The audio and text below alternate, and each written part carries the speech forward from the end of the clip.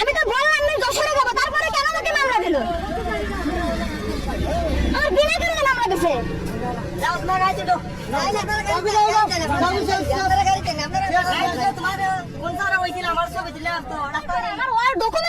আমার কোনো কাগজ এরকম না, মেয়াদ ফেল, আমার সব কাগজ আপডেট, আমার ড্রাইভিং লাইসেন্স আছে। আমি যশোর থেকে এখানে আসি কি বাতাসে উড়ে? আমার ছেলেটা থেকে মামলা ঢুকাই দিছে। আমার ওয়াল পেপারস আছে, আমার সব ওকে, আমার ওয়াল ওকে। উনি কি করলো? আমাকে ঢুকাস করে একটা মামলা দিয়ে দিল।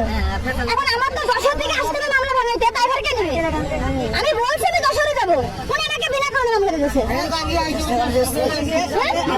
হ্যাঁ, মামলা দিয়ে দিয়েছে আমারে। কি শেষ করবো এখন? তুই আমার কাছে করতে মামলা দিয়েছে, আমার তো মামলা না ভাঙালে তো আমার মামলাটা এনে বেড়াতে হবে। আপনি কেন বলে আপনি আমার এখন কেন তো অফিসে যাওয়া লাগবে? আমার সময় লাগবে না। আমরা বলে এটা কিন্তু আমাদের উপরে আসে, আমাদের উপরে আছে কেন? এখন আমার মামলার এটা কি হবে? আপনি তো মামলা দিলেন। এটা আমি এসপি স্যারের কাছে আমরা ইয়া করব, স্যারকে দিয়ে জান একটা আবেদন করব। আপনি মেয়ে মানুষ বিধায় হ্যাঁ বলেন, আপনারা তো দিয়ে দিয়েছেন স্যার, বরাবর একটা আবেদন দিয়ে আমরা এটা মৌকুফ করি। মামলা আপনাকে আমাদের ধন্যবাদ দিয়ে যেতে হবে, আমরা আপনার জন্য করলাম। কেন ধন্যবাদ দিব?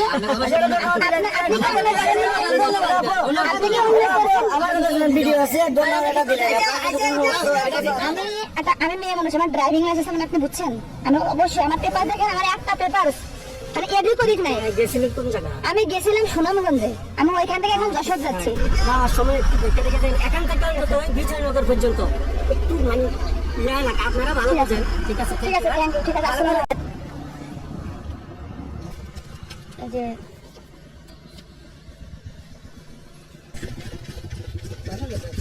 যশোরে শহরে যদি কিছু মনে রাখেন, আপনার সাথে একটা প্রশ্ন করি। মনে করেন আপনি মনে হয় সাব ইন্সপেক্টর, আচ্ছা মনে করেন আপনি আমার গাড়িটা ধরছেন, এই যে আসেন, অন্য সমস্যা আছে কাগজপত্রে সব ঠিক আছে না? মনে করেন এই যে ইনি কনস্টেবল ভাই, উনি কি আমার গাড়ির কাগজপত্র দেখে আমাকে মামলা দেওয়ার রাইটস রাখে কিনা?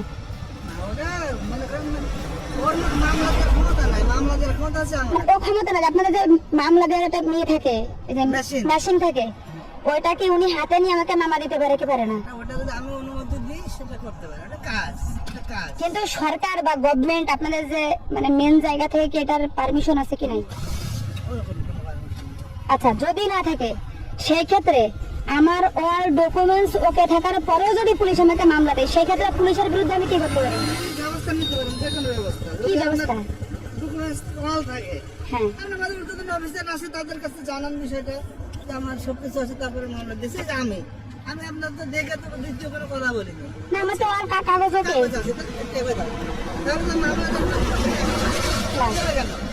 আমি 28 তারিখে সুনামগঞ্জে গেছিলাম, হবিগঞ্জে। আমি ওইখান থেকে আসার সময় আমি প্রাইভেট কার নিয়ে গেছিলাম, আমার গাড়ি আছে, এটা আমার নামে, এর কাগজ দেখেন আমার নামে, কিন্তু আমার গাড়ি আমার নামে, আমার প্রাইভেট কারও আমার নামে। আমি সুনামগঞ্জ থেকে বাইপাসে যখন হবিগঞ্জ রোডে উঠি, তখন পুলিশ আমার গাড়ি ধরছে। আমি সুন্দর মতো আমার ফাইলটা কনস্টেবলের হাতে দিয়েছি। হাতে দেওয়ার পরে ওনার হাতে দেওয়ার পরে উনি যেমন মনে করেন আপনারা 4টা কাগজ দিলাম, এই ভাই মনে করেন 2টা রেখে দিল, আপনাকে 2টা দিল। এখন আপনি আমার সাথে কথা বলতেছেন, কনস্টেবল আমাকে মামলা দিয়ে দিয়েছে। প্রশ্ন করলাম যে আপনি যে আমাকে মামলা দিলেন, আমার ওয়াল ডকুমেন্টস ওকে, আপনি কি পারপাসে আমাকে মামলাটা দিলেন? আমার কি আপনার সিট বেল্ট ছিল না? আমি বলছি আমার গ্লাস তো কালো, আপনি কি দেখতে পাচ্ছেন আমার সিট বেল্ট ছিল কি ছিল না? মানে হ্যাঁ, প্রাইভেটটা দেখেন গ্লাস কালো, এটা আমার গাড়ি। এই দেখেন, আপনি দেখছেন আমার গাড়ি, এই দেখেন আমার গ্লাস কিন্তু কালো, দেখছেন? এখন আপনি উনি যে মামলা করলো, আমার তো অভিযোগ নেই, আমি ড্রাইভার, আমি গাড়ি আছে, আপনি মানে মামলা করতে পারেন, আমি ফেরত দাবি করতেছি না নিজেকে। আপনি ওকে শুনবেন যে মানে আপনার অল ডকুমেন্টস ওকে, আপনি সিট বেল্ট পরেননি, আপনাকে একটা মামলা দিব। সে হয়তো জানেও না আমি সিট বেল্ট পরেছি কিনা, মানে ও ধোয়াত খুঁজেছে আমার মামলা দেওয়ার জন্য। হ্যাঁ, দেখেন উনি আমাকে মামলা করছেন, ওনার কি আমাকে মামলা দেওয়ার রাইটস আছে? একটা আইডি আছে উপরে, হ্যাঁ, এই আইডিটা হচ্ছে আমার, ঠিক আছে? এই আইডিটা আছে, এটা হচ্ছে আমার আইডি। আচ্ছা, এই মেশিনে যে মামলাগুলো হবে সব আমাদের হেডকোয়ার্টারে জমা হবে। এই মামলাগুলো আমি মাসে কতটা মামলা দিলাম, এটা আমার নামে আইডি আছে। এটা আমরা যেই এখন এই মেশিনটা কি এই ভাই কি হাতে নিয়ে, ভাই ধরেন উনি কি নিয়ে আমাকে মামলা এই কাগজপত্র নিয়ে মামলায় লিখতে পারে কিনা? আমি যদি অনুমতি দিই, যদি আমি অনুমতি দিই, একজন আচ্ছা। পুলিশ কনস্টেবল থেকে আইজি পর্যন্ত সবাই অফিসার পেলাম, আমাদের আইন আছে, জি। সবাই অফিসার। হুম। আমি যদি ওনারা বলি যে এই কাজটা আমার কাজ, আপনি একটু করেন, আচ্ছা ঠিক আছে, সে করতে পারে।